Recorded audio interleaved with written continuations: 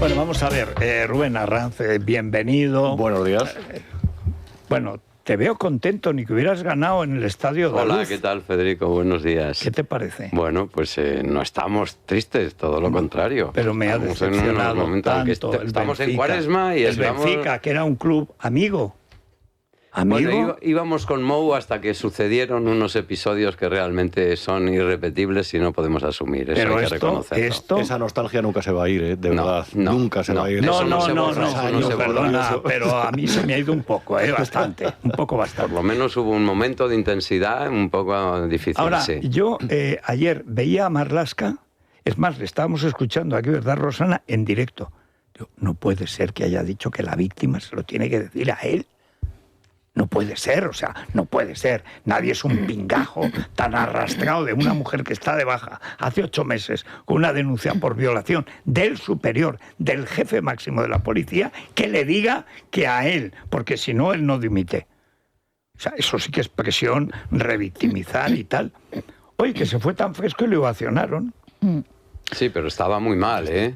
Bueno, o sea, muy mal, Marlaska, pero lo habéis dijo. visto los vídeos con los gestitos, o sea, Sí. estaba como muy fuera de control, absolutamente superado, desbordado, y salió esa salida de si necesitan algo que me lo pidan, Tal o sea, cual. directamente, pero es que al volcarle toda la responsabilidad a una mujer que desde hace un año no es que lo esté pasando mal, es que ha pasado las de Caín, un calvario enorme sin tener en quién refugiarse, ni a quién contárselo. Bueno, pues estuvo 4 meses sin prácticamente decir nada. Hoy empiezan a conocerse cosas. Es verdad que el contenido de la querella ya es bastante elocuente, creo yo, y da mucha información. Una de las personas a las que tuvo acceso fue precisamente Gemma Barroso, que es la mujer que ahora mismo está ocupando el puesto de DAO en funciones. Era su superior, la responsable de recursos humanos, y a la que acudió ya con la denuncia interpuesta. Ella acudió a uno de estos puntos establecidos en los diferentes juntas de distrito, en concreto creo que fue en Rivas Vacia, Madrid, si no recuerdo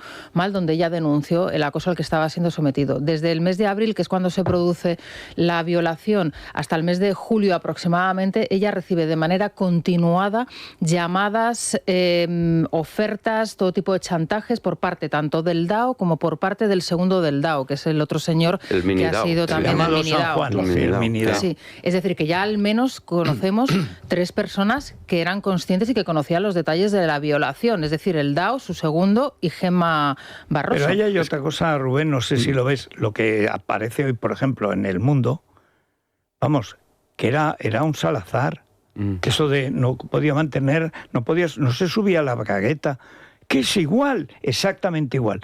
Ya mi duda es si tenían el cargo a pesar de o por... Porque esto da la impresión de que esto es una red en la que todo el mundo tiene grabado todo el mundo y asciendes si sigues el código de la mafia. Bueno, ayer escuchaba al Marajá de Nueva Delhi hablar de que no había pasado nada aquí, intentando convencernos de que habían actuado de una forma rápida y con una diligencia extraordinaria. Estos hechos son de abril.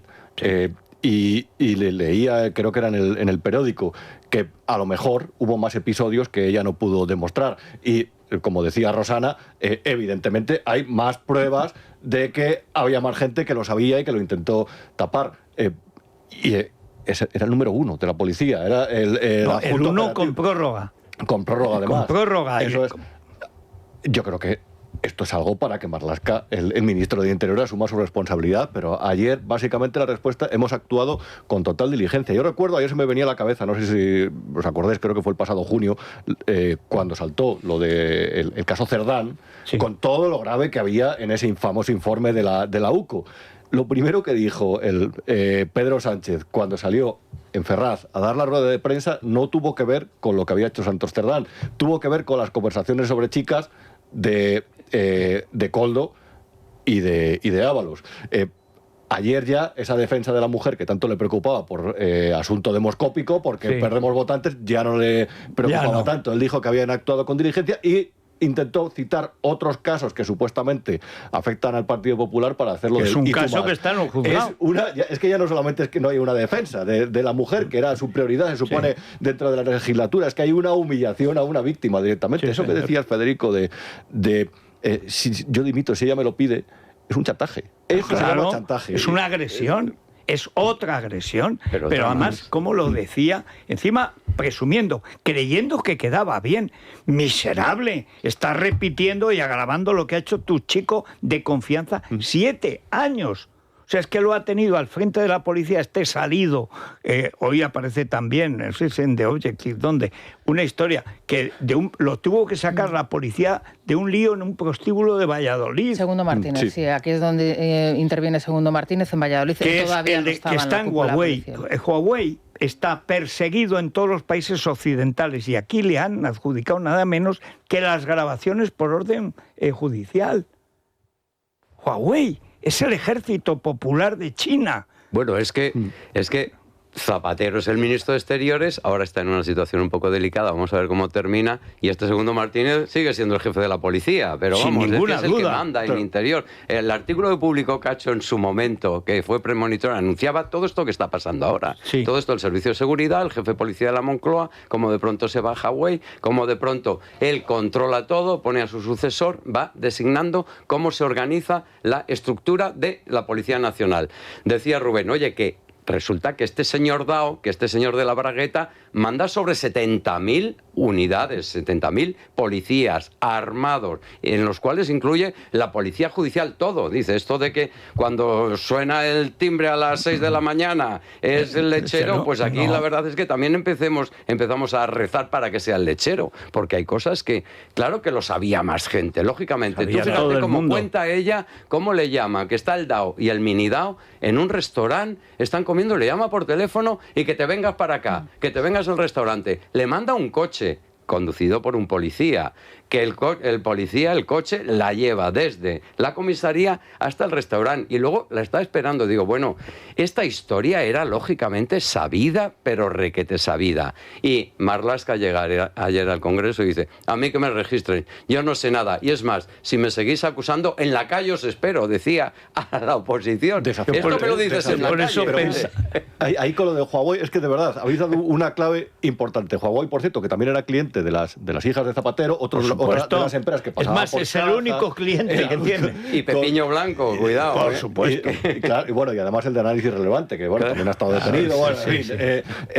Huawei es un ejemplo perfecto, es decir, inicia una guerra contra los tecnooligarcas, de derecha, contra Huawei, no han dicho ni mut, no es una multinacional tecnológica Huawei, mientras tanto se lleva los contratos. Eso lo que dice es que realmente los principios, lo material, lo normal, no está por encima nunca de la ideología. Y pasa con Huawei y pasa también con la mujer. A la mujer, que ellos tanto hablaban, el 8M lo convirtieron en el gran desfile ideológico anual, era la gran fecha anual, el desfile de la victoria, y la pelea, el 8M para y la ellos. lucha en el barro de las rojas y las violetas, porque estaba Begoña y estaba Irene Montero, cada una con su ejército. La que no estaba era Yolanda, que se largó, se borró. Y luego además dejó caer, bueno, es que claro, que había un peligro que yo no podía hablar, pero... o sea, que tú dejaste que se infectaran todas. Cuando le tose la Boti y decía que estaban todas infectadas y decía, jotía, decía Irene Montero, jotía. Entonces Boti me hacía, yo... Jotía. Sujetando la pancarta con los guantes. Claro. Con un par. Como si los guantes hay que ponérselos en la cara, hija. Bueno, y no se sabía, pero iban con los guantes del actor. Carmen Calvo vestida de gaitera escocesa. Es que ese momento fue lamentable, de verdad. Pero lo que decías, o sea, estos tíos les importan las mujeres como los hombres, como los niños, como los ancianos. No les importa nada. Es más, si les importara algo, no habrían ascendido. Bueno, la realidad es que a esta gente le salvó el punto violeta de Rivas Vacia Madrid, porque ella no pudo acceder a ningún punto violeta dentro de la comisaría ni dentro de la Policía Nacional. O sea, para ser honestos, hay que reconocer que el punto violeta de Rivas Vacia Madrid a esta gente sí le ayudó. Porque quería huir de la policía. Claro, y porque en la policía no tenía los mecanismos para poder denunciar. Es como denunciar a tu verdugo. Y ha tenido que denunciar en un juez porque dice, ¿cómo denunciar en la policía? Y en el punto violeta primero, que es donde se elabora el informe. Pero ahí vas a un juzgado ya no vas a la policía. Claro, es ya que fuera es lo que ha querido del era ámbito huir de la policía. Oye, que una policía hostigada, acosada y violada no pueda denunciar a un policía en la policía, dices, bueno, la pues realidad algo es de que derecho esos tenemos. informes que se elaboran en este punto son los que sirven a Gemma Barroso, que era su jefa de departamento, para justificar la baja laboral de esta agente, tal y como se destaca y se relata puntualmente, de manera escrupulosa, en la cronología que se aporta en la querella. Y me parece que es uno de los puntos clave para conocer si realmente esto era de conocimiento público por otros altos cargos, entre ellos la actual DAO, Gemma Barroso, que es la persona que recibe ese informe que al final deriva en una baja desde el mes de julio del año pasado. La señora Barroso, que ha aceptado ese cargo, porque evidentemente no tienen decoro ni vergüenza, solo pudo hacer dos cosas con esa denuncia: decírselo al ministro o no decírselo.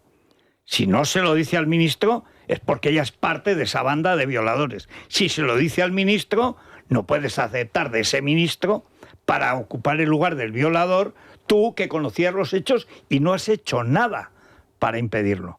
Ella tenía que haber denunciado al superior, ante Marlaska. Y no solamente no lo hizo, sino que lo ha heredado. O sea, y esta tía ahora es la jefa de la policía, con carácter interino, ¿no? Ya con carácter delictivo. Es tan perverso que cuando ella cuando ella sufre la violación, está estos 4 meses de interregno, la trasladan y la mandan a un edificio donde está el violador. En la calle Miguel Ángel, el presunto violador. Dice, en la calle Miguel Ángel, dice, pero esto, ¿qué cabeza tiene toda esta gente que están no solo sucia, sino de un ensañamiento? Son y al crueles. Final, Yo creo que es evidente que el DAO se estaba garantizando una cobertura una vez más, porque cuando ella llega a ese Departamento de Recursos Humanos, que es su nuevo puesto de trabajo después de estar en la comisaría de Coslada, el primer día que ella va a su nuevo puesto de trabajo, recibe una llamada telefónica del DAO. Para que sé dónde vives. Sé dónde vives. Es como sé dónde llevas al colegio a tus hijos. Cuando ella entrega el informe ya de todos los el análisis psicosocial y demás, que le permite coger esa baja. Pero ¿y de verdad nos están intentando convencer de que lo de ayer no lo sabían, que era nuevo, cuando tenían preparado esta cosa de Alcalá de Henares para lanzarla a las televisiones, a los Javier Ruiz y compañía justo después? ¿De verdad nos están intentando hacer ver que se enteraron antes de ayer? No, pero es que es una mentira. Es que Marlaska miente una vez más. Bueno, sería si no se enteró por idiota y si no por mentiroso y si no por perjuro. Porque encima están en las Cortes, está mintiendo en las Cortes. Él sabe que miente, los que lo vacionaban saben que está mintiendo. Son una pandilla de delincuentes. O sea, el socialismo siempre ha sido robar, porque el socialismo es legalizar el robo. Pero es que en este caso son toda clase de delitos y siempre pasan por el sexo. Con tiempos de Felipe había cosas, pero desde Zapatero todo es lo mismo. Sexo para dinero, dinero para sexo y la coca de por medio. Pero en Andalucía, ¿os acordáis aquel dirigente sindical que tenía coche, bandera, banda de música, camello, querida? Todo iba en el paquete, todo. O sea, cuando quedaba un tío de Jaén, iban a un prostíbulo de la Costa del Sol y pagaba con el dinero público del ayuntamiento. Y dice, es que con la mía personal me da cosa.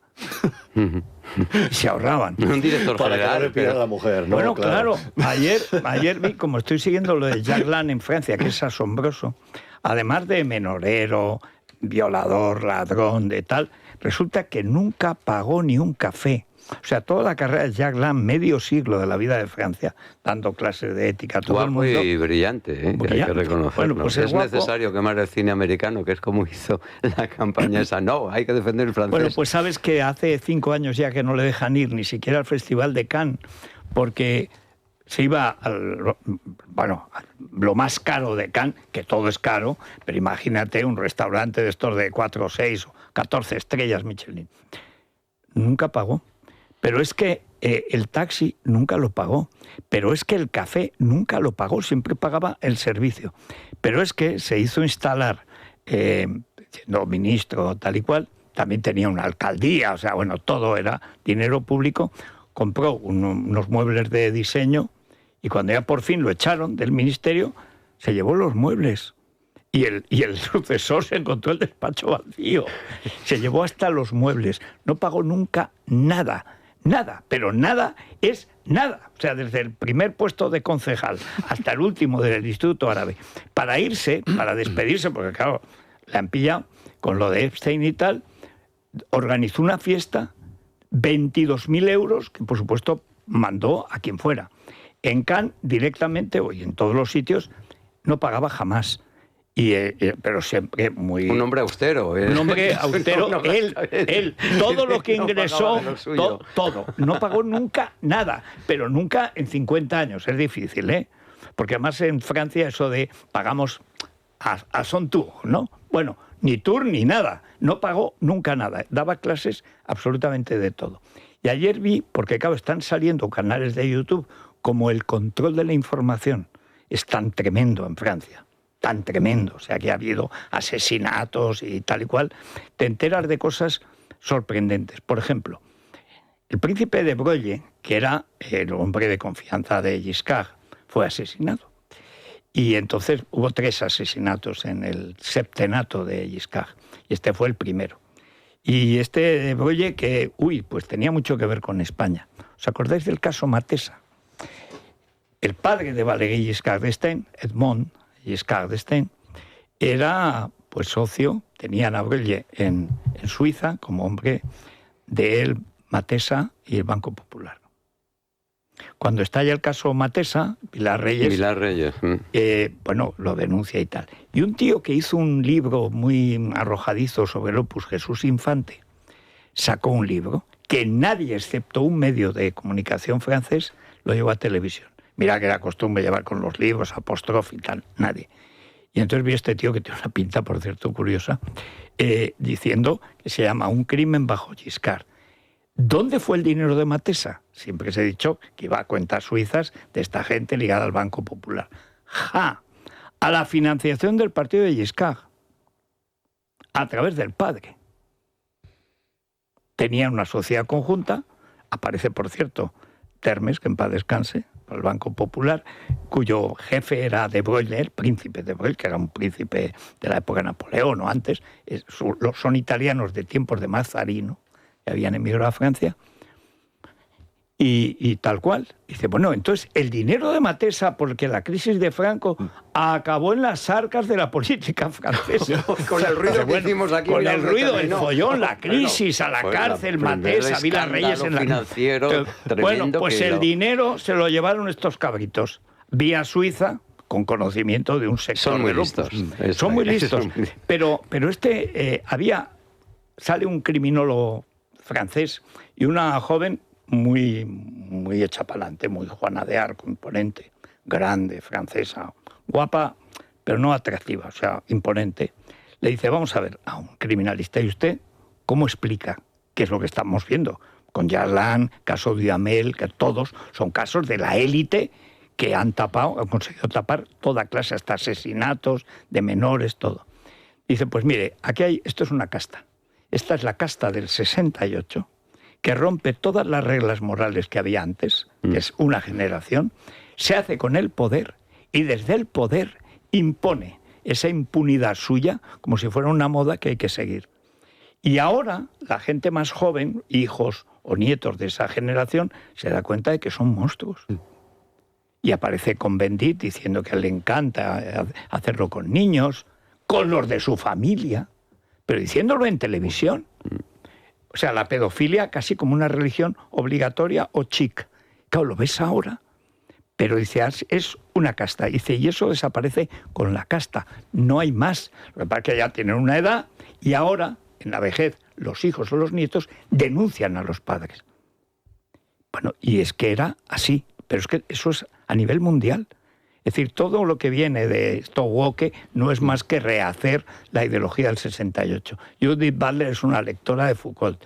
Y todos son los que pedían que no hubiera edad sexual para el consentimiento. Que son las referentes intelectuales de Irene Montero y compañía, por ejemplo. Todo lo de Podemos, todo absolutamente y de viene, la propia Clara Serra también, que además es, bueno, quizá el talento intelectual más valorado dentro de lo que fue el Podemos. Pero más... bueno, los que sabían leer y escribir, original. porque algunas... Sí, el dinero sí, que sí. infló el 68 no procedía precisamente de lugares que pretendían que los países occidentales se fortalecieran. Tenemos- Todo al final se explica. Tenemos 5 minutos para abordar otra cuestión, y hoy ha quedado relegada quizá a un segundo plano, aunque me sorprende que es de nuevo la fotografía de portada hoy del diario El País, Sara Santaolalla junto a Rufián y también Emilio Delgado, ayer en ese acto de presentación de ese, bueno, no sé si iniciativa de izquierdas original que quiere liderar Rufián. A mí me pareció un esperpento, me lo tragué porque el diario.es lo emitía en directo y lo vi entero. Es una forma de Me lo vacuna. perdí. Sí, Es una forma ¿te lo de vacuna. perdiste? Me lo perdí. Pues bueno, lo tienes, Sí. creo que Está destrozado. lo tienes en YouTube, así que si A lo quieres mejor te lo y tienes pierdes. interés. Raudos, algo. Si luego tienes un rato libre, no te lo recomiendo. Rufián pide a los partidos de izquierda que en cada provincia se presente tan solo el más fuerte. Esta es la propuesta que hace Esa es una Rufián. propuesta para garantizar el pluralismo. Que solo se presente uno. Hay un momento, de verdad, es que no sé si conocéis un chaval que se llama Yados, que es el típico que hace labor de asesoramiento en internet a los chavales más descarriados, que pues hay una buena parte que lo están. Pues ayer Rufián hubo un momento que me recordaba cuando agarró una botella de agua Sí, bueno. y dijo, esto es una botella de agua. Y claro, la gente, hubo alguno que se dio cuenta, que tomó hasta nota. Si la agarras así y te pasas una hora con la mano extendida agarrando la botella de agua, la vas a poder sujetar. Si pasas 6 horas, vas a tener más dificultades. Si pasas toda la vida sujetando la botella, vas a acabar muy cansado. Por eso nos tenemos que apoyar para sujetar la botella de agua. Y dices, ¿pero de dónde ha salido esta cépila? Sí, sí, luego la tiró, hizo la performance, tiró la botella de agua, por supuesto se derramó todo el se agua. pensó que había dicho algo. Sara Santaolalla allá postillo dijo, no hagan este experimento en sus casas. Pero vamos a ver, por si yo, está ya. Venga, lo primero, si yo estoy allí, digo, es Ginebra. Claro, porque a la Ginebra, yo recuerdo en televisión cuando se bebía barbaridades, es Ginebra. Es Ginebra, Este vasito de agua, ¿qué vasito de agua? Es un palmero de Ginebra. No os lo Y tomáis, si no entonces, vodka, en- el vodka Absolut, que es absolutamente transparente, es agua. Bueno, Pero no agua faltaron- del canal de Isabel No II. faltaron las críticas a Isabel Díaz Ayuso, por su parte, Pero por cómo parte no. sobre todo de Delgado. Y luego la descripción que hizo Sara Santaolalla del mundo en el que le ha tocado vivir a ella, como joven, además, sobradamente preparada y además con un buen puesto de trabajo y bien remunerado, ¿no? Básicamente Estaba rodeada de describió nazis. una selva así, rodeada de nazis, de vietcongs, en donde sales y No, te nazis, juegas nazis, Vietcong. la vida, no sé. Vietcong es el novio. Cada mañana. Sí, claro, no, No sé, claro. me llama la atención, ¿no? Además la dicen descripción eso, que hace no de- pueden, mujeres que no pueden No. salir a la calle, pero si sales a la calle el problema es que no entran. O sea, Madrid está siempre en la calle, pero desde el siglo XVII y ahora mucho más. Pues ella ha Pero, denunciado acoso, ella dice que está siendo acosada, que está Bueno, yo siendo le voy a decir hostigada que a en mí su- me ha llamado idiota, a mí y a los 11 millones de votantes del PP y Vox. O sea, a mí me acosa ella con mi dinero. Ya. Desde una plataforma pública, evidentemente, Pública. que pagamos todos. Dice que sí, hay son idiotas reconocer los que no. votan al PP y a Vox. No, idiotas por pagarte el sueldazo. Eso estaba. Les hicieron un informe, están peleándose en televisión española entre ellos, Sí, por el sí, poder, sí. y les hicieron un informe de 144 páginas con un pequeño resumen de los casos de manipulación. Y José Pablo y su consejo de administración se han revelado y han hecho el contrainforme, diciendo que era mentira, se están peleando entre ellos, negando, por ejemplo, que sea mala praxis llamar idiotas a 11 millones de españoles, entre otras cosas. Al revés, es una pasión muy certera. Muy Hay que certera. aconsejarlo, que lo hagan. Bueno, y estamos aún eso de que el Pablo que es un jeta de mucho cuidado, diga, si les molesta algo, que me lo digan. Sí, sí. Yo cuando tengo costumbre... Este es un tipo listo. Este estaba en Telemadrid. Sí. Cristina Cifuentes tenía un ojo extraordinario. Siempre colocaba los rojos. Siempre. Y pensaba, porque hay gente del PP que era así, que lo iban a respetar. No conoce. El problema de la derecha es que no conoce a la izquierda y se niega a reconocerlo. Pero no. Y ahí no. siguen, ¿eh? Y ahí siguen. Y ahí siguen. Y ahí siguen. Y siguen igual de tontos. Venga, ¿le mandamos el colacel a Cristina Cifuentes? Pues sí, yo pensaba mandárselo a los hermanos atléticos. Bueno, vale, también. Y le sí. empataron al final, Estamos les muy empataron, generosos. tenía el partido ganado. pero en el Metropolitano Vale, me parece tienen bien. que hacerlo. Es que tenemos que apoyarlo. Pero ya es la segunda vez que se lo mandas, ¿eh? La semana pasada también lo hiciste. Yo creo Venga, que pues coincide cada vez que sí, vengo. me parece Se lo voy a Cada vez que mandar, vengo yo, no a Cristina Cifuentes, se lo voy a mandar a su marido, porque su marido es un gran lector de Simenón. ¿Sí? Y seguro que está siguiendo mira. todo lo de Francia, es un tipo muy culto y tal, y un gran lector de Simenón en francés, que es como hay que hacerlo. Así que para el marido de Cristina. Me parece muy bien, Uy. me sumo. Muy buenos días. Los que saben, los especialistas del envejecimiento prematuro siempre nos explican que son dos los aspectos que tenemos que tener en cuenta. Por un lado, dar con la fórmula para luchar contra los radicales libres, que son los responsables de que la arruga y la rigidez de los tejidos aparezcan antes de tiempo. Y por otro, construir lo que se destruya, mejorar la producción del cemento del cuerpo. Es decir, hablamos de Colacel Antiox, doble acción para nuestra piel, para nuestros tejidos, que encontramos en el mejor suplemento de Mundo Natural. Colacel Antiox tiene un secreto que aquí conocemos bien y está en sus péptidos bioactivos de colágeno, antioxidantes como el resveratrol o el extracto de granada, y además cuenta con vitamina C que ayuda a que seamos nosotros los que fabriquemos el colágeno que necesitamos para luchar contra los temidos radicales que provocan envejecimiento prematuro y también descolgamiento.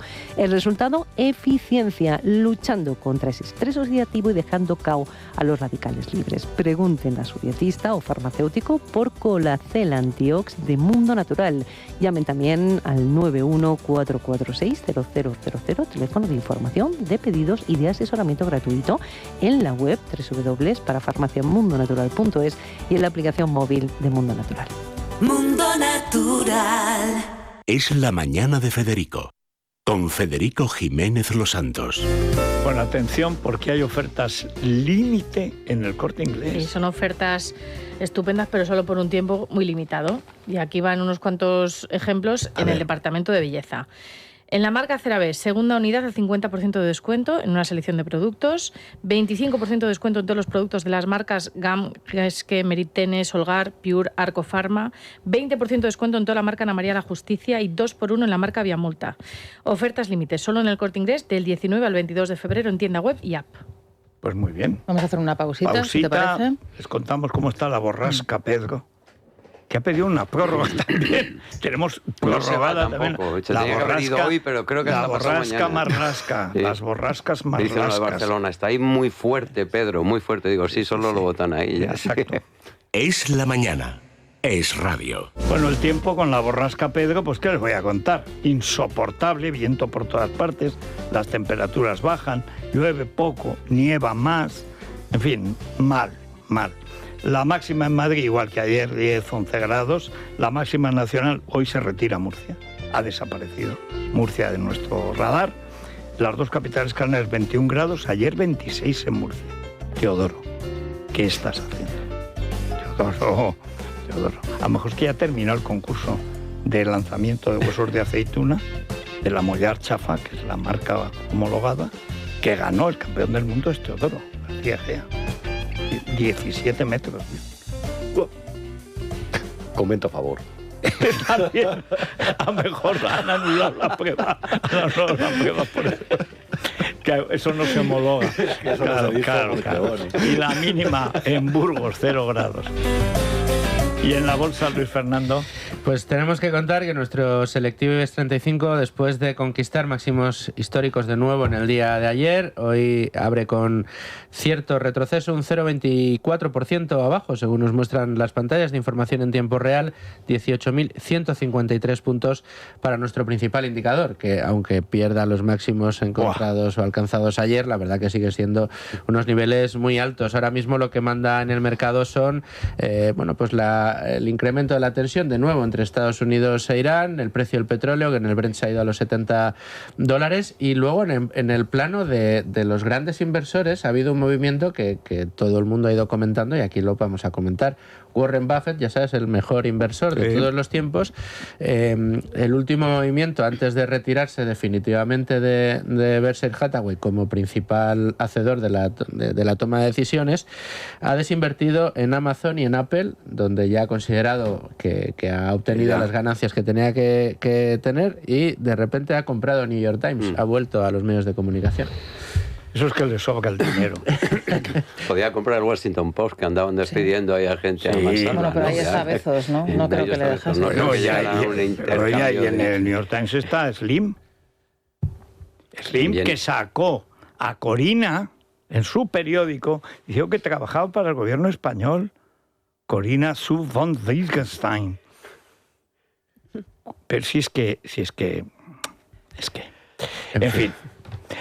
A ver, noticia de interés cultural de la ONCE. Verónica Caso. Pues fíjate, hablamos de la Orquesta Sinfónica de Londres, que va a actuar este jueves en el Auditorio Nacional bajo la batuta de Gianandrea Noseda, reconocido en el mundo de la música, y decir también que es que están casi todas las entradas agotadas, que va a pasar también por Sevilla y por Valencia este fin de semana.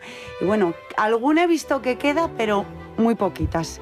Esta tarde, Auditorio Nacional. Pues ya está. Sí, bueno, la semana pasada comentábamos, Federico, recordarás, un informe que publicaba Médicos del Mundo alertando del número de niñas residentes en España que están en riesgo de sufrir mutilación genital femenina. Solo en Navarra son 4.000 niñas y en el resto de España cerca de 16.000. Poco o casi nada se ha hablado de esto, salvo algún exabrupto que luego comentaremos que se ha podido escuchar en alguna radio española de altísima difusión, como es la cadena SER, en donde incluso se ha llegado a decir que la mutilación genital femenina está permitida en España y que para reformar el Código Penal y prohibirla, bueno, pues es un tema que tiene muchas aristas. Ahora hablaremos de las aristas con una de las personas que más sabe de esto, que es la responsable de la única unidad que hay de atención a las mujeres que padecen esta mutilación genital femenina en un hospital público madrileño el 12 de octubre. Ella es Carmen Gutiérrez y, como digo, es la persona que dirige esta unidad, que es pionera en la sanidad pública española.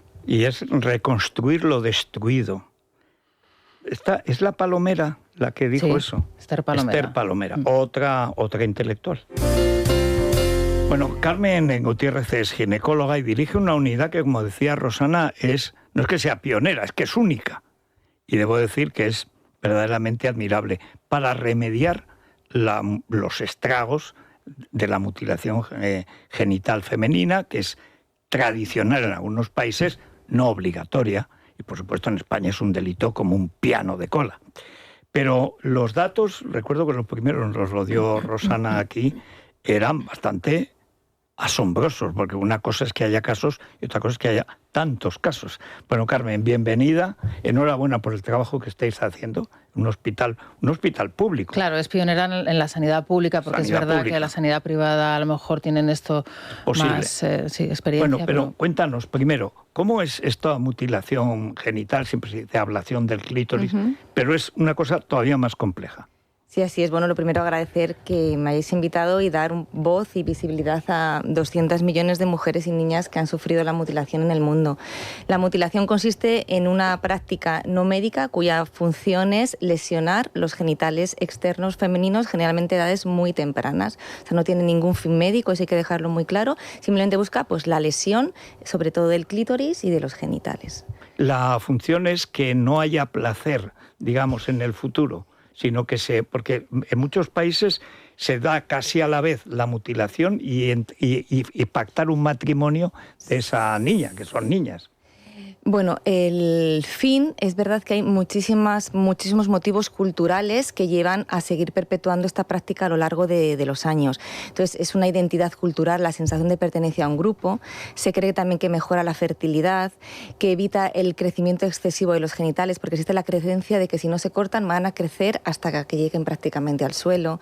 Evidentemente, es un modo también de controlar pues la castidad de las mujeres y un paso también entre la edad infantil y la adolescencia cuando se realizan edades un poquito más avanzadas. Pero tiene muchos motivos, sobre todo culturales, y buscando un poco, de una manera malentendida, la mejoría de ciertas características de la mujer. Hay el caso de Ayaan Hirsi Ali, que ya lo sufrió de niña y luego pues ha sido una de las que más ha luchado en ese sentido. Pero claro, hablamos de 200 millones de personas.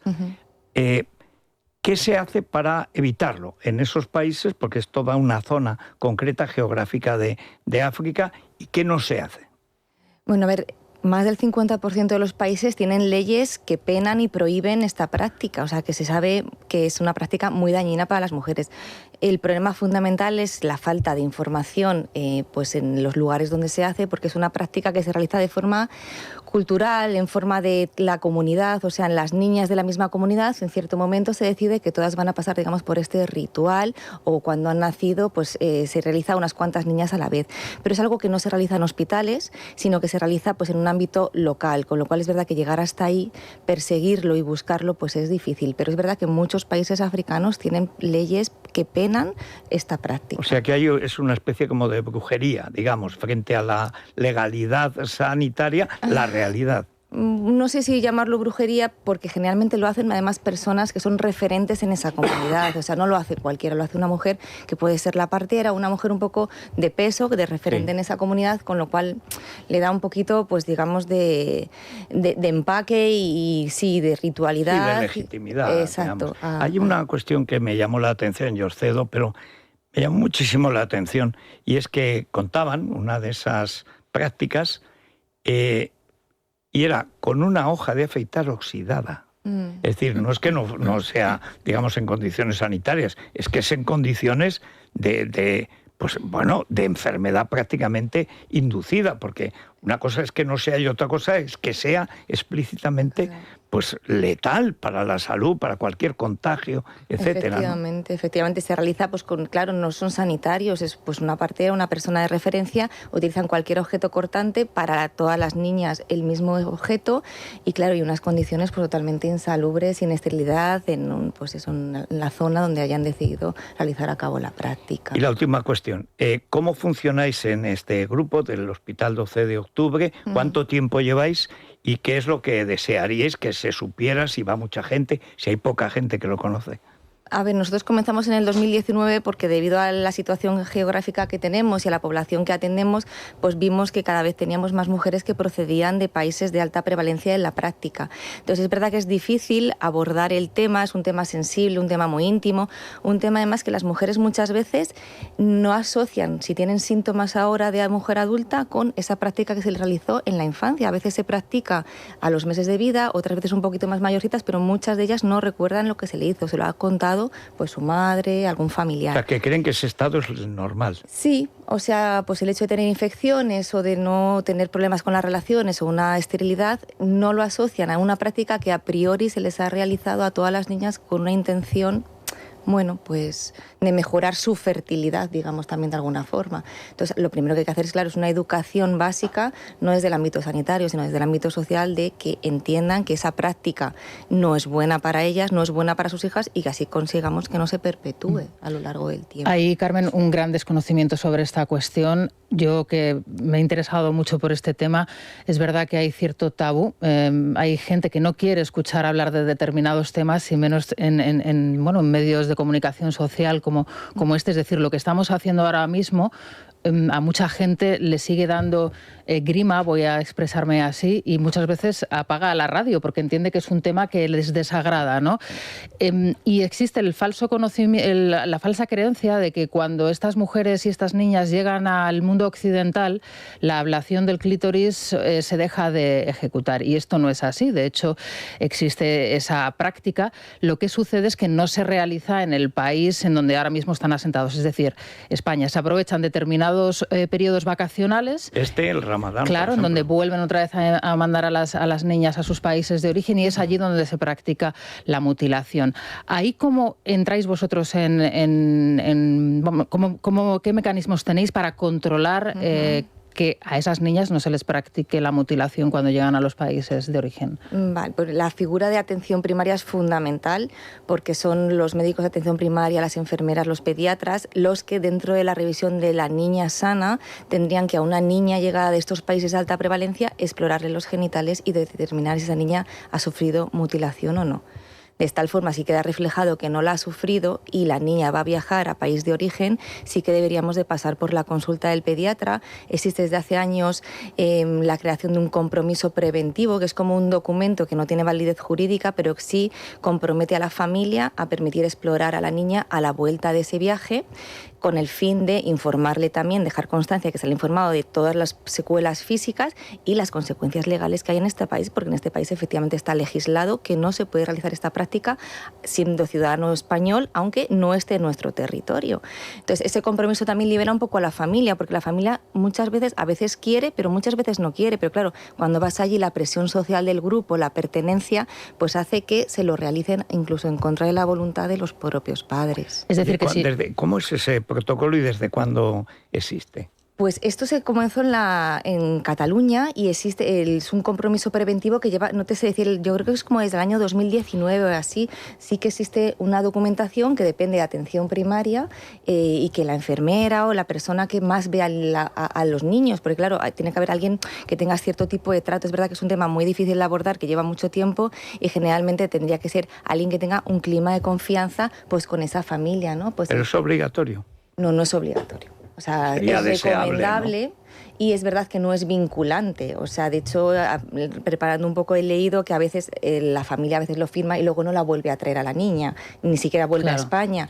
Pero bueno, sí que es hacer un paso más, sobre todo de información, que quede reflejado que se les ha informado y que quede reflejado que tiene muchas consecuencias, y si luego la niña a la vuelta no acude a las citas, sí que se activan los mecanismos. Podría llamar la policía a recogerla, ¿no? Efectivamente, o sea, sí que... Pero ellos son, cuando les explicáis esta práctica, porque entiendo que hay una labor divulgativa en vosotros también, o explicativa, ¿cómo reaccionan ellos? Porque entiendo que también van con sus familias cuando les explican que eso es negativo, que es nocivo para la salud y que es una práctica que es anómala por mucho que esté dentro de determinadas culturas. A ver, generalmente nosotros como ginecólogos les tratamos en una consulta de ginecología. El trabajo importante ha sido sobre todo hecho por entidades especializadas en el tema, como ONGs, por lo que hablabas de Médicos del Mundo, que tienen, pero vamos, existen muchas otras, que lo que hacen es una labor pues de concienciación y de formación de estas mujeres que llegan a nuestro país con una cultura totalmente distinta, con incluso con una educación sanitaria y una forma de ver la sanidad totalmente distinta, y hacen una labor de concienciación, de información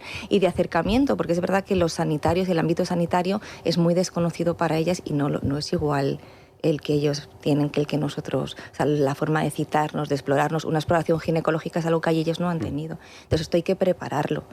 Además, las pacientes... Perdón, sí. No, usted. Las pacientes que vemos son pacientes, por lo menos en nuestra comunidad, que llevan poco tiempo en España. Son mujeres que han llevado un flujo migratorio lento, donde han sido víctimas de múltiples violencias, y la mutilación es una de ellas, pero también el matrimonio forzoso, las múltiples violaciones...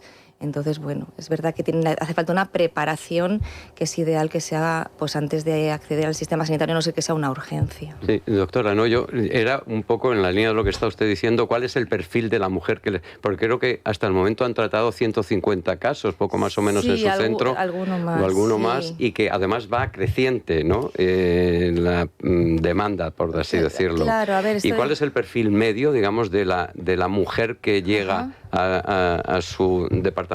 ¿Cómo son? ¿Quiénes son? ¿Qué edad tienen? ¿De qué países? Porque supongo que en líneas generales habrá como una línea media. Pues varía mucho en función de los acuerdos que se hagan políticos en cuestiones de asilo, y también varía mucho en función de los conflictos bélicos que hay en el país de origen que provoque esos flujos migratorios. Hace unos años, últimamente lo que tenemos son más pacientes, por ejemplo, somalíes, que hace unos años, que eran más de Guinea o de Sudán. Entonces depende un poquito también, pues eso, del tema político como esté en el país de origen, y la mayoría de las pacientes pues vienen por flujo marítimo, es decir, algunos también vienen en avión, y el primer lugar de entrada pues suele ser pues o Canarias o Andalucía, o vienen a Madrid y están en algún recurso de alguna asociación durante los primeros meses. ¿Y de edades más o menos? Son edades jóvenes, son edades de 30. Tenemos la más joven, fue como de 15 que hemos visto en la consulta, y la más mayor de 54, pero la media suele ser mujeres jóvenes que alguna ha tenido un hijo en su país de origen o vienen embarazadas, pero vamos, la media suele ser 30 y pocos Hablaba años. Federico del caso de Ayaan Hirsi Ali, que es quizá el más mediático, ¿no? Además ella con una carrera y una proyección internacional extraordinaria, pero aquí hemos tenido hace poco, hablando de los matrimonios forzados, por ejemplo, a Hanan Serrouk, una mujer también extraordinaria, con una vida impresionante, con un matrimonio pactado aquí en España con 15 años. ¿Se detectan también en la consulta? Entiendo que ya es un paso más que es el sanitario, pero ¿habéis detectado en la consulta en el hospital algún caso de ruptura familiar de alguna menor, en este caso, niñas desprotegidas, muy jóvenes, que estén dispuestas a romper con ese núcleo familiar precisamente porque se ha pactado su matrimonio o porque ellas entienden que corre en riesgo su salud por esta práctica?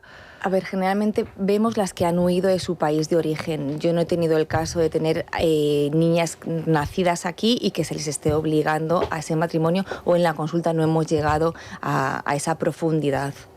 Entonces, generalmente son las niñas, son mujeres que a lo mejor llevan aquí 10 o 15 años, o incluso un poquito menos, que tienen aquí alguna gestación, y estamos viendo sobre todo niñas más pequeñitas. También no sé hasta qué punto entraríamos, nosotros sí que preguntamos por matrimonios forzosos, por violencias previas, pero a la hora de explorar a las niñas, exploramos a niñas un poquito más adolescentes. Las más pequeñas van a cargo de pediatría. Hay una cuestión, perdón, Carmen, que lo que nos planteas es... Bueno, si además van a legalizar 1 millón más, o sea, bueno, la llegada masiva, además incontrolada, solamente con una declaración personal de buena voluntad, o sea, yo no sé si se llegará a hacer, pero yo ya me creo cualquier cosa, la presión que hay del África negra a través de la África mora, digamos, pues, usar en bloque es enorme, es donde más se produce esto. Estamos hablando de Mali, antes era Somalia, claro, que es que además ahí ya hasta las fronteras de los países están desdibujadas. Es más, muchos no saben de qué país son realmente, y además como vienen sin papeles, aunque lo sepan, ¿cómo se tendría que, digamos, organizar el régimen legal para que estas personas, que a veces pues, son niñas, no saben nada, estén, digamos, en cierto modo protegida su salud e incluso su vida? Antes comentabas, claro, todos sabemos, o deberíamos saber, que las mafias, las mujeres que vienen en esas pateras, etcétera, las que llegan vivas están sometidas a las violencias más tremendas. ¿Cómo tendría que ser, digamos, incluso ya si están en España, el régimen legal en el que estas personas que están fuera, no ya de su país, están fuera de su cultura, de todo, cómo debería ser ese intento de inserción social, también de atención? Porque decía, si es que no han ido nunca al ginecólogo, es que no había. Entonces, legalmente eso cómo se debería organizar? Pues yo, experta en el tema de la legalidad no soy. Yo sé que se acogen al asilo político y sí que tienen derecho a asistencia sanitaria por temas urgentes. Pero claro, legislar eso supongo que corresponde pues, a gente que sepa del tema. Nosotros en la consulta es verdad que sí que vienen la mayoría con la asistencia cubierta por el asilo político y por el DASE, que es como un tipo de asistencia que tienen a... Pero el asilo político en general nunca aborda estos asuntos, la cuestión de la salud, especialmente de las mujeres, porque es una cosa, como decía antes Rosana, como que no se quiere tratar, como que resulta violento para ellas y también para la gente que está, es como una especie de punto negro, ¿no? Sí, bueno, pero por eso la formación a través de esas organizaciones o a través de algunas de las instituciones es fundamental para que ellas también pues rompan un poco el ciclo de seguir pensando que es una buena práctica y que se siga perpetuando. O sea, si formamos e informamos bien a las mujeres que ya lo han sufrido de todas las consecuencias que están teniendo, es una forma también de pararlo y que en la siguiente generación se deje de practicar. ¿Cómo se aborda desde el punto de vista médico? ¿Qué intervenciones son las que hacéis en vuestra unidad, Carmen? A ver, primero hacemos pues una historia completa, vemos también estas mujeres... consecuencia de la mutilación también tienen pues muchas infecciones vaginales, de orina, problemas con la regla, problemas para quedarse embarazada. Entonces se intenta pues abordar los síntomas que tenga cada mujer, y luego de cara a las cirugías existen 2 cirugías, que una se llama desinfibulación, que es la apertura de los genitales, porque existen 4 tipos de mutilación que siempre buscan la lesión, pero alguna, la tipo 3, busca también el estrechamiento del orificio vaginal, con lo cual esas mujeres sí que tienen muchos síntomas porque no tienen un orificio natural de salida, digamos, de la regla o de la orina. Entonces, esa cirugía sí que tiene una indicación clara, e incluso cuando lleven poquito tiempo en España o en Europa, vamos. Y luego está la técnica de la reconstrucción genital femenina, que es una técnica pionera en Francia, que también se practica aquí en Barcelona, en Deseus, y que consiste en, digamos, quitar todas las lesiones y externalizar la parte de clítoris que todavía permanece en la mujer. es una cirugía que se hace un poco encaminada a recuperar pues una sensibilidad y unas relaciones sexuales pues de una forma placentera. Lo que pasa que, claro, eso lleva mucho trabajo previo. Es algo que bajo nuestro punto de vista como médicos creemos que es algo que hay que ofertar cuando la mujer ha hecho ya un proceso de adaptación, de superación, porque claro, vienen todas muchas con un estrés postraumático impresionante de la mutilación, pero también de todo lo que hemos contado de este viaje migratorio. ¿Tenéis contacto con Fiscalía o con Policía para los casos que detectáis? Nosotros las que vienen son todas, es que como niños no solemos ver, las que vienen están hechas en país de origen, con lo cual eso no se comunica y está hecha generalmente en la infancia. Pero sí que desde atención primaria los pediatras, en caso de ver que ha sido hecho de forma reciente, por eso es tan importante explorar a las niñas cuando vienen, porque claro, tú no sabes si ha venido con esa secuela o no. Claro. Pero por el país de origen se puede más o menos barruntar, ¿no? Ah, claro, por el país de origen tú creas un poco el riesgo que tiene de haberlo sufrido, pero claro, hay que explorar para saber si viene con ello desde el país de origen o ha sido en un momento de viaje a su país por vacaciones cuando se le ha realizado. Cambia también mucho según la clase social. Tipo Egipto, por ejemplo, pues la diferencia entre la parte norte y la parte sur, más cercana a Sudán, es enorme, es cultural, también económica, etcétera. Sí, se nota. Sí. A ver, nosotros es que es verdad que la paciente que recibimos, pues sí, no suele ser un nivel económico, socioeconómico muy elevado. Entonces, pero bueno, esto se realiza en todo tipo de nivel socioeconómico, no es algo, es por la comunidad. En algún sitio incluso se ha hecho de forma hospitalaria, pero bueno, es algo que afecta a toda una comunidad. ¿Llega a haber hospitales que hagan incluso el estrechamiento? En Egipto durante una época se hizo, luego lo llegaron a prohibir, pero bueno, intentaron darle un poco una calidad sanitaria, una higiene para realizar esta práctica por la creencia que tienen de que podía, digamos, actualmente tampoco está bien. En caso en que, es evidente, relatas al final lo que es un sufrimiento que es largo. Muchas veces, como comentabas, hasta víctimas de violaciones múltiples, de prácticas terribles que rozan la brujería en algunos casos. ¿Cómo reaccionan? ¿Cuál es la reacción de estas pacientes cuando vosotros les explicáis esto ha sucedido así, tus problemas son por esto? Me refiero tanto a las pacientes como a la madre, a la persona que la acompaña. ¿Es complejo ese fenómeno de...? Generalmente se los hemos enseñar con dípticos y les llama mucho la atención. Claro, hay que partir de la base, enseñar unos dípticos de unos genitales sanos, unos genitales que no tengan ningún tipo de lesión. Entonces es verdad pues que intentan interpretar, intentan desde también cuando se hacen jornadas formativas se les dice que pueden visualizarse los genitales con un espejo. O sea, lo primero es que ellas reconozcan que les falta, o sea, no que les falta, perdón, que tienen cicatrices y secuelas por esta práctica. Y luego muchas pues sí buscan un poco, algunas solicitan las cirugías como intentando pasar página, ¿no? Intentando, si me hago la cirugía esto va a desaparecer. Y les intentamos decir un poco que no, pues es verdad que puede mejorar mucho, pero el daño está hecho y lo que hay que hacer es trabajarlo de forma psicológica, sexológica, pues para llegar a... Bueno, esa es la parte, es la última que quería plantear, la parte, digamos, buena. Todas estas personas que acuden y que vosotros tratáis, imagino que es un esfuerzo en lo psicológico, también en lo médico, etcétera, enorme, pero ¿lo agradecen después? ¿O veis por lo menos que es gente aliviada, que ha salido además de un círculo cerrado, pues muy difícil de salir? Yo creo que sí, de hecho, les ves, a la consulta no las vemos una única vez, las vemos 2 o 3, y la forma de entrar en la consulta la primera vez, a cuando han pasado varios meses, de cómo permiten una exploración, cómo están agradecidas, cómo te miran, porque al principio vienen con miedo, es como un miedo a todo. De hecho, una exploración ginecológica, incluso muchas veces no lo planteamos en la primera consulta, porque la última vez que le hicieron eso fue, si tiene recuerdos, cuando le practicaron la mutilación. Entonces, claro, es verdad que se adaptan pues a nuestra forma de ver las cosas, se adaptan también a que no les vamos a causar daño, a que esto todo depende también de si ellas quieren, se les ofrece que se les realice la exploración cuando ellas quieren. O sea, se les da el tiempo suficiente para que ellas puedan dar el paso y decir, pues ahora es cuando yo quiero explorarme, ahora es cuando quiero tomar decisiones y poner tratamiento a estos síntomas que tengo. O sea, que tú ves la mirada y dices, he hecho bien.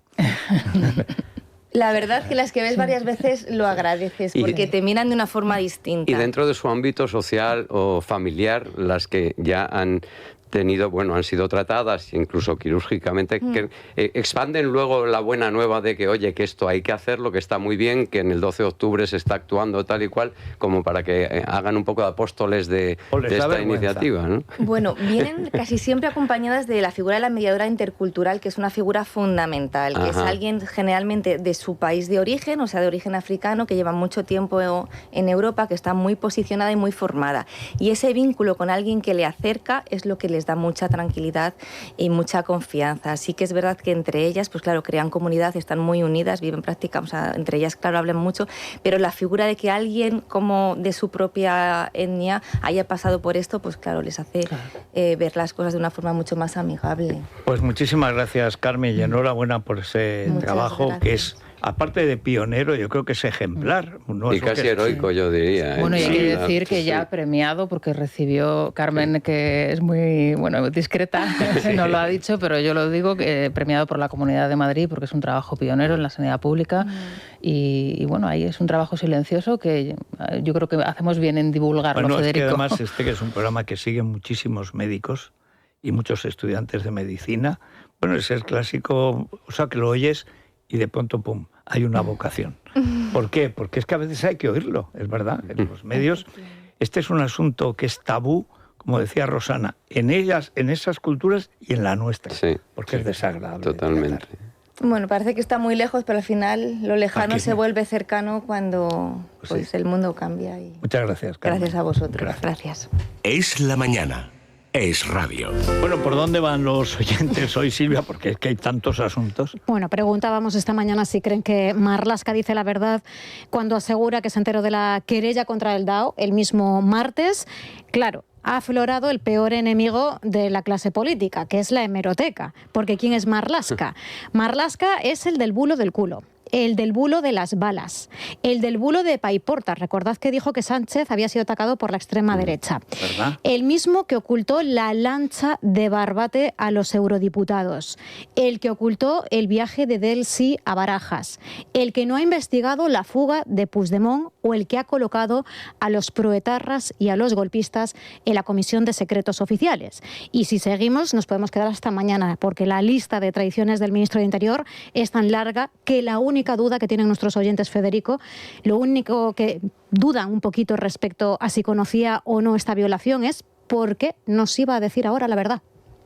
El ministro del Interior amenazando. Nos vemos fuera. Atrévete, si tienes narices me dices que el jefe de la policía violando, que tenemos que tener miedo de los que teóricamente nos tienen que proteger. Entonces el mundo al revés. Estaba perfectamente informado de lo que estaba pasando. Si el director general de la policía recibe el comentario de un inspector en un evento de que están pasando cosas como la violación de esta mujer, Marlaska lo sabe todo. Es imposible que Marlaska no supiera nada. Lo protegió, porque lo necesitaba en el cargo. Y lo siguen protegiendo, porque mientras el ministro compadecía en la sesión de control, el DAO seguía paseándose con coche oficial y con chofer. ¿Será por lo que sabe de este gobierno? Es ofender a nuestra inteligencia decir que no lo sabía. Claro que lo sabía, y lo sabemos todos. Lo que no sabemos es la manera que hay para poder echarlos. Lo del ministro Marlaska, que no sabía nada de lo que estaba pasando con su segundo, es que es de traca. Igual que pasó con Barbate. Cuando vinieron los eurodiputados a mirar lo que pasó en Cádiz, escondieron la lancha. Claro que lo sabía, y lo saben muchos más, y habrá más escándalos e irán saliendo, y si no salen es porque, en fin, esto es la ley del bombero, no me pises la manguera, pero como dijo aquella famosa, información vaginal, éxito asegurado. El señor Marlaska tiene que dimitir por una sencilla razón. Él fue el que prorrogó la jubilación de Jota. Si él no lo hubiera prorrogado, no hubiera estado en esa posición de poder para violarla. Marlaska, si lo sabía, mal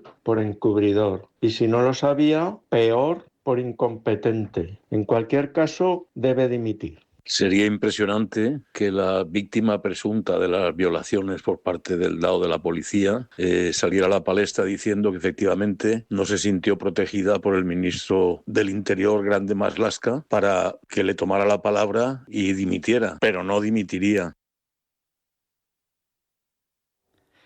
Bueno, la verdad, yo creo que es todo tan evidente... No va a dimitir. Bueno, pero a mí eso es lo que me choca. No va a dimitir hasta el día que empiecen a dimitir. Yo creo que aquí hay un problema de fondo. Nadie habla, por lo que comentábamos antes, de la casta del 68 en Francia, porque todos sostienen a todos. Una ministra del Interior, la ministra de Educación, que fue a decirle al rector, al decano de Ciencias Políticas, que no podía estar de presidente de la fundación que dirige eso, un tío que violaba a su hijastro, menor de edad, 14 años. Y yo digo, oye, eso que me dices me parece tremendo y tal. ¿Qué hizo? Le encargó la lección inaugural del curso, tal cual.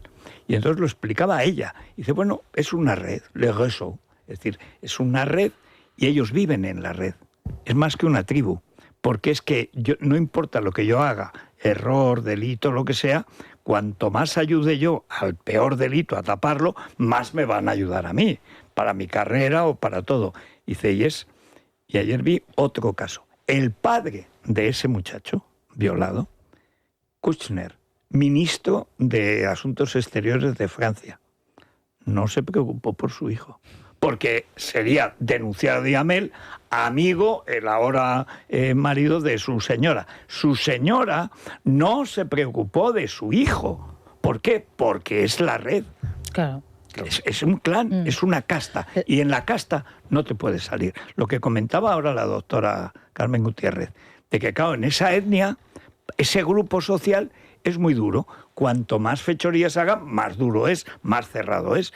Pero claro, lo de Marlaska, este oyente que nos decía, la cantidad de mentiras que ha hecho este sujeto, que es lo peor, pero además, ¿por qué Sánchez no hace que dimita? Porque él se ve ya en el banquillo. Es decir, que ya los primeros, Máximo, ¿os acordáis? Máximo Huerta, la doctora Montón, que la echó porque había copiado una parte de la tesis y él no había leído ni siquiera la que le habían escrito. Pero claro, se dio cuenta en la segunda, que llevan 2 semanas, en 2 semanas así. Bueno, ahora él piensa, tengo a mi mujer imputada en 5 delitos, mi hermano en 4, 2 secretarios de organización, uno en la cárcel y otro que entra y sale. Koldo, como decía él, un gigante del socialismo, está también en la cárcel, etcétera. Tengo prácticamente a media docena de ministros a punto de entrar en la cárcel, en todo caso con el banquillo. Toda la estructura organizativa del Ministerio del Gasto, que es Fomento, toda está pillada. Unos están entrando, saliendo. En Andalucía, cada día entran 2, 3. Ayer entró en la cárcel fue avisado el segundo de Gómez de Celis, que es el segundo de Barmengol. Es decir, están llegando al tercer nivel. Tú eres Sánchez, llegas y no ves más que imputados por todas partes. Dice, voy a hacer yo que dimitan. El siguiente soy yo. De cosa todas que formas, además... volviendo otra vez a la mujer, ¿no? A la víctima, es verdad que el mensaje que se está enviando a las mujeres de un agente de policía que no puede denunciar en la propia policía.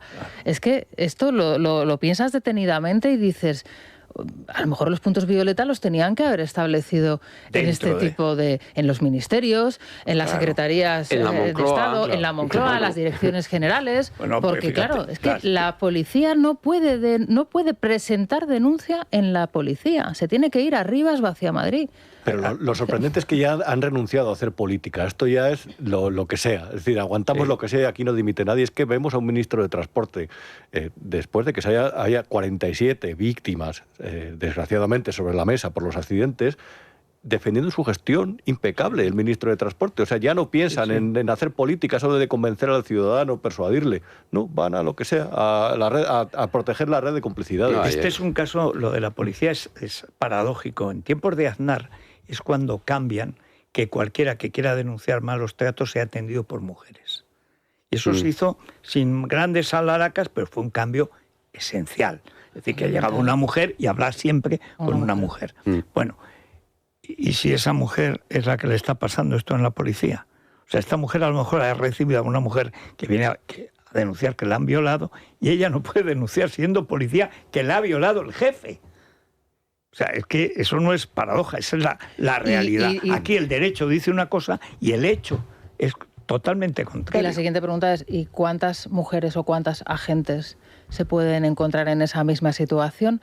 sin necesidad de que a lo mejor sea el DAO el que le ha propiciado ese trato o la ha violado. Si este ya viene de los líos en los prostíbulos de Valladolid y dicen que es que no se podía subir la bragueta, ¿cuántas han tenido que ascender o porque han tenido que aceptar eso o sin tenerlo que aceptar con la tesis de si ha ascendido será porque?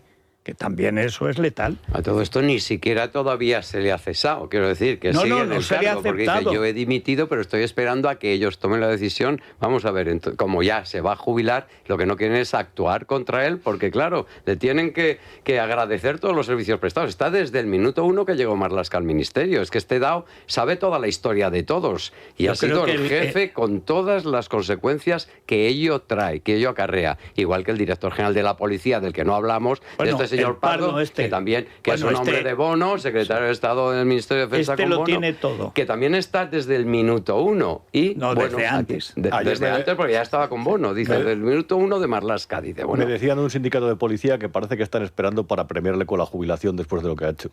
Bueno, claro, es que si no lo destituyen, tiene la jubilación máxima. Claro, y no le pueden abrir expediente y no le pueden, dice, encima pretende pasar a la historia de su carrera en la policía como que intachable, impecable, ni una mancha. Dice, son así, además de perversos, ¿no? Sí, señor. En fin, ofertas límite en el Corte Inglés, Naya. Que antes os contaba en el departamento de belleza, pues ahora vamos a ir con el de hogar. Hasta un 40% de descuento en una selección de muebles de salón, comedor, dormitorio, baños y una selección de mesas, sillas, taburetes de cocina. También hasta el 30% en una selección de espejos, cuadros, láminas, en modelos de sofás también. En muebles de cocina, todas las referencias con el 15% de descuento. En menaje, 50% de descuento en una selección de productos de mesa, decoración, iluminación de la marca del Corte Inglés. 40% de descuento en un set de sartenes profesional de Braille, 40 en ollas rápidas Perfect de WMF. Ofertas límites solo en el Corte Inglés del 19 al 22 de febrero en tienda web y en la aplicación. Muy bien. Muy bien, sí. Hacemos Vámonos una a las pausa, noticias, vamos a lo último y luego ya la crónica rosa, que esto está vertiginoso. Nos viene bien para desengrasar, porque es que si no es que nos salimos del Código Penal. En la rosa vamos camino del Código Civil, de todas maneras. Es la mañana de Federico, con Federico Jiménez Los Santos. Bueno, van a haber novedades, porque es que no para de haber novedades sin ninguna. Bueno, estamos bajo la borrasca Pedro. Sí. Pues claro. Bueno, la novedad hasta ahora es que ha hablado Carmen Fúnez y lo ha hecho poniendo de relieve cómo está gestionando esto el gobierno, que no es de otra manera que acusando a la víctima de no haber denunciado, algo que lo comentábamos esta mañana. Dice más de ellos que de la denunciante, porque lo que denota es que precisamente ella no tenía confianza siquiera para contar lo sucedido en su propia comisaría. Vamos a escuchar a Carmen Fúnez. Ayer el señor Marlaska lo que hizo fue decirle a la víctima que él dimitía si ella le decía que no se había sentido protegida. Eso me parece que es revictimizar a la víctima. A una mujer que se ha atrevido a dar el paso no se le puede pedir y que recaiga sobre ella más responsabilidad y mucho menos el hecho de que el ministro tenga o no que dimitir. Bueno, también se ha publicado ya en el BOE la subida del salario mínimo hasta los 1.221 euros al mes con carácter retroactivo desde el 1 de enero. Los expertos ya están alertando de lo que puede suponer esta medida en un país como España, en el que la productividad es bastante baja. Luis Díaz.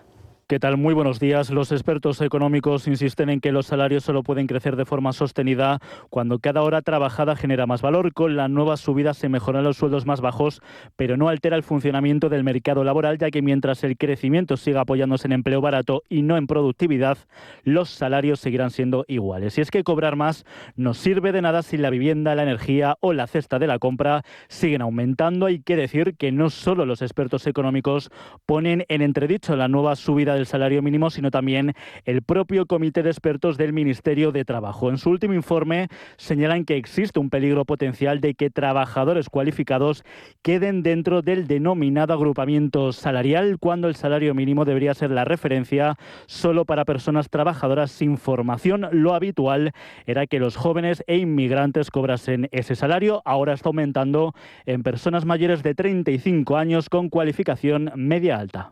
Bueno, esto es tremendo. O sea, la gente, en lugar del que ha trabajado y tiene una buena cualificación, que pueda aspirar a más, no, todo el pelotón de los torpes como todos. Pero han dicho una cosa, no nos podemos acostumbrar. ¿Cómo que con efecto retroactivo? Una ley no puede tener nunca efecto retroactivo. Nunca, pero la ley es a partir de la ley. Esto lo hicieron en Rumasa, que fue un atraco. hicieron la ley con efecto retroactivo. Y entonces Herrero de Miñón, que era español y del Partido Popular, le decía a Alfonso Guerra, usted se ríe, porque como no sabe nada de derecho ni de nada, se ríe. Usted sabe lo que es una ley con efecto retroactivo, es la negación del derecho. Pero es que aquí están hablando de efecto retroactivo y entonces el autónomo que tenía su cuñado ahora le tiene que pagar cuando lo mantuvo en enero porque llegaba y ahora que no llega le tiene que pagar retroactivamente. Pero ¿eso cómo es? Es porque aquí ya nadie se fija. Bueno, el estilo nada. Bolaños, oye, la ley Begoña era también con exactamente. Retroactivo. Sí, pero eso no ha salido. No y ha esta ya ha salido no. hoy. Dice, ¿pero cómo va a ser una ley retroactiva? Pues lo es. Es la arbitrariedad pura. Total y absoluta. Sí. En fin, esto es ya como en la Crónica Rosa, que salen romances retroactivos. Bueno, de todo tipo, efectivamente. Que tiene, bueno, este es un romance complicado, además. A ver, ¿para qué tener enemigos si tienes hermanos? Esa es la frase que hay que utilizar para definir lo que ha ocurrido, parece ser, en las últimas horas con Fran Rivera, Cayetano Rivera y Tamara Gorro, que ahora son triángulo, Federico, porque ayer Leticia Requejo, en el programa Vamos a Ver, dijo que Cayetano Rivera había recibido una llamada de su hermano para, de alguna manera, felicitarle por su nueva relación, pero avisarle de que tuviera cierto cuidado con Tamara porque él había tenido un tonteo con ella hace años. Y en el programa lo fechan ese supuesto tonteo, romance, llámalo X, hace 15. Es verdad que los dos estaban solteros, Tamara no estaba con Ezequiel Garay y Fran Rivera estaba casi empezando su relación con Lourdes, pero el año es muy largo. Es que el año es muy largo. Se conocen en 2011... Y los cronogramas hay que aquilatarlos mucho. Se conoce en 2011 la Feria de Abril. La Feria de Abril es en abril. Entonces, de enero a abril, pues tuvo ahí a lo mejor una época para el tonteo. Bueno, hay quien dicen que ahí los tonteos son entre casetas. No lo la sé. misma feria depende de la caseta. Pero qué necesidad también. Bueno, además ¿no? esto que son muy picaflor, bueno, matadores. Y en abril se en abril, arriba. ¿Qué necesidad? Oye, mira de Holanda, esto? mira qué dinastía ha hecho gracias a la Feria de Abril en una caseta. A mí me parece que de Ahí ser empezó cierta todo. la historia, y yo creo que es bastante cierta, porque yo a Leticia Requejo le doy de credibilidad del 0 al 10 un 15, pues me parece que es un poco de chungo a chungo, ¿no? O de chungo a no chungo, porque ¿por qué hacerle esto a tu hermano en este momento? Que es feliz, déjale que disfrute. No, y no, que se ganas de... Claro, y que si se tiene que dar contra la palmera, que se dé contra la palmera él solo, ¿no? Pero en este caso, la palmera, que es amable, sí, simpática, que está están en empezando. Sí. Y tienes que recordar que todos tenemos un pasado. Sí. Y todas.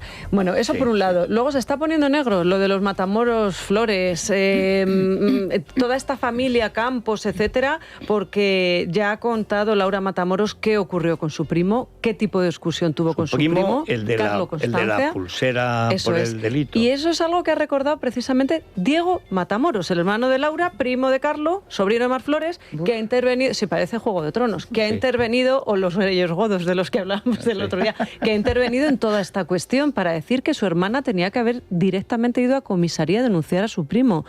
Ojito con lo que se está contando. Vamos a hablar también de Maribí Dominguín, porque ayer en el programa de Sonsoles refrescaron una entrevista, han hablado con Leo González, que es el hijo de Maribí Dominguín, y hablando ahora con Tico Chao y con Carlos Pérez Jimeno, resulta que Carlos Pérez Jimeno fue muy amigo de Maribí y nos puede contar básicamente cómo fue su principio de relación y cómo fue su final de vida después de muchos años pues compartiendo escándalos con el torero, hay que decirlo, fueron denunciados por pues escándalo público, acuérdate, y esas fotografías de garbo tuvieron que ser retiradas. Bueno, es y sobre que todo por hablamos de llevarse una 20 años. tan menor.